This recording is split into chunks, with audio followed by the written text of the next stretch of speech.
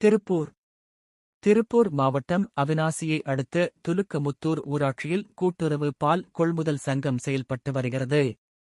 இந்த சங்கத்தில் துலுக்கமுத்தூர் மற்றும் அதன் சுற்றுவட்டார பகுதி விவசாயிகள் உறுப்பினர்களாக உள்ளனர்.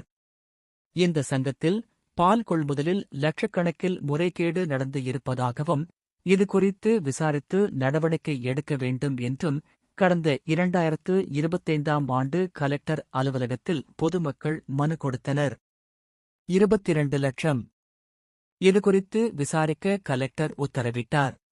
அதன்படி திருப்பூர் பால்வளத்துறை அதிகாரிகள் துலுக்கமுத்தூர் கூட்டுறவு பால் கொள்முதல் சங்கத்துக்கு வந்து விசாரணை நடத்தினர்.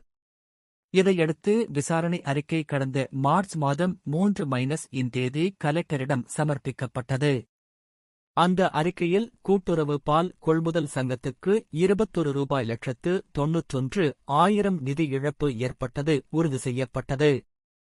இதில் பதிவேடுகளில் முறைகேடாக பால் அளவுகளை வரவு வைத்து தன் பெயரில் ரூ. 12,47,000 போலி அளவுகளை காட்டியதன் மூலம் ரூபாய் 6,79,000 மற்றும் உள்ளூர் பால் விற்பனையில் செய்யப்பட்ட முறைகேடுகளால் ரூ. 2,65,000 இழப்பு ஏற்பட்டு இருப்பதாக கூறப்படுகிறது.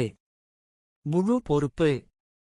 இந்த நிதி இழப்புக்கு முன்னாள் செயலர் துரைசாமி, விரிவாக்க அலுவலர் அசோக்குமார் மற்றும் பால் பரிசோதகர் குப்புசாமி ஆகியோர்தான் காரணம் என்றும், இந்த 3 பேரும்தான் முழு பொறுப்பு என விசாரணை அதிகாரி தனது அறிக்கையில் தெரிவித்திருந்தார்.